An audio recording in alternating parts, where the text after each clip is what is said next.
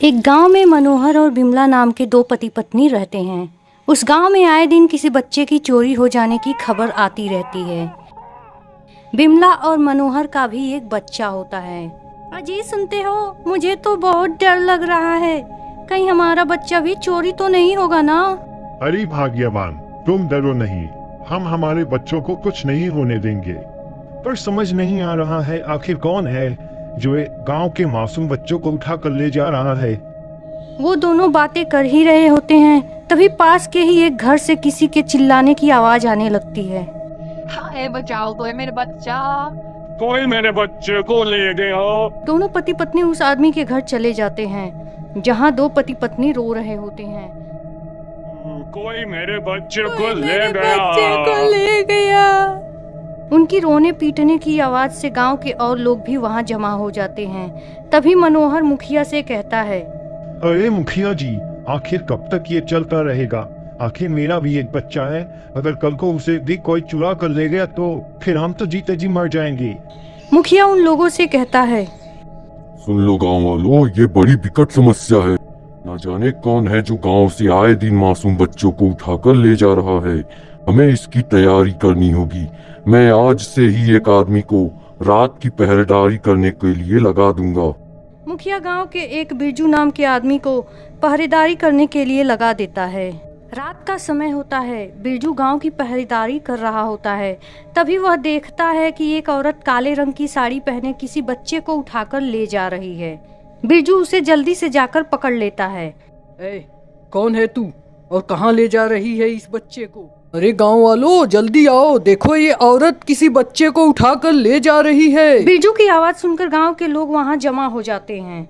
तभी मनोहर और बिमला वहां आ जाते हैं और उनसे कहते हैं, अरे ये तो मेरा बच्चा है। ये डायन हमारे बच्चे को ले जा रही थी। तभी गांव का मुखिया कहता है, तो ये है वो औरत जो गांव के बच्चों को गायब कर रही है। हमें इसके किए की सजा इसे जरूर देनी होगी।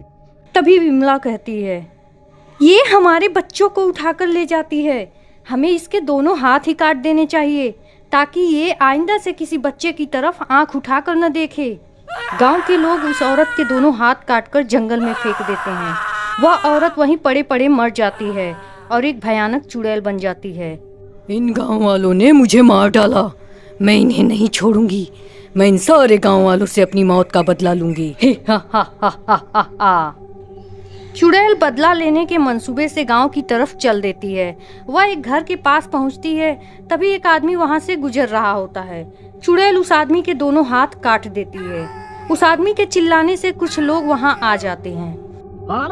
मेरा हाथ काट दिया, चुड़ैल कोई मुझे बचाओ, मेरा हाथ काट दिया। तभी चुड़ैल उन लोगों से कहती है, अच्छा किया जो तुम सब यहाँ एक साथ ही आ गए। अब तुम सबका भी वही हाल करूंगी जो तुम लोगों ने मेरे साथ किया था। चुड़ैल उन लोगों को दौड़ाने लगती है। गांव वाले डर के मारे इधर उधर भागने लगते हैं। तभी मुरली नाम के आदमी को चुड़ैल पकड़ लेती है। अरे तेरा नाश मीटे, इस कमबख्त चुड़ैल ने तो मुझे पकड़ लिया, अब मैं क्या करूं? अरे गांव वालों, कोई मेरी मदद करो, कोई बचाओ मुझे इस चुड़ैल से, वरना ये मुझे नहीं छोड़ेगी। गांव के लोग डर के मारे अपने घर के अंदर छुपे होते हैं और खिड़की से सब नजारा देख रहे होते हैं। अरे भाई, ये तो वही औरत है जिसके हाथ हमने काटे थे। अब ये भयानक चुड़ैल बन गई है और हम सब से अपना बदला लेगी। तभी भीमा नाम का एक आदमी कहता है, मुझे मेरे दोस्त को बचाना है, वरना ये चुड़ैल इसे जिंदा नहीं छोड़ेगी। भीमा चुपके से घर से निकलकर एक तांत्रिक के पास चला जाता है। तांत्रिक उससे बोलता है, देखो भीमा, ये चुड़ैल बहुत शक्तिशाली है और बदले की भावना ने इसे और भयानक बना दिया है। तुम ऐसा करो, ये त्रिशूल ले जाओ और इसके सीने में मार दो, इससे वह खत्म हो जाएगी और तुम सबको भी उससे छुटकारा मिल जाएगा। भीमा वह त्रिशूल लेकर गांव में आ जाता है। चुड़ैल उसके दोस्त के हाथ काट चुकी होती है। तभी भीमा वह त्रिशूल चुड़ैल के सीने में मार देता है, जिससे वह चुड़ैल वहीं जलकर भस्म हो जाती है और गांव वाले खुशी खुशी रहने लगते हैं।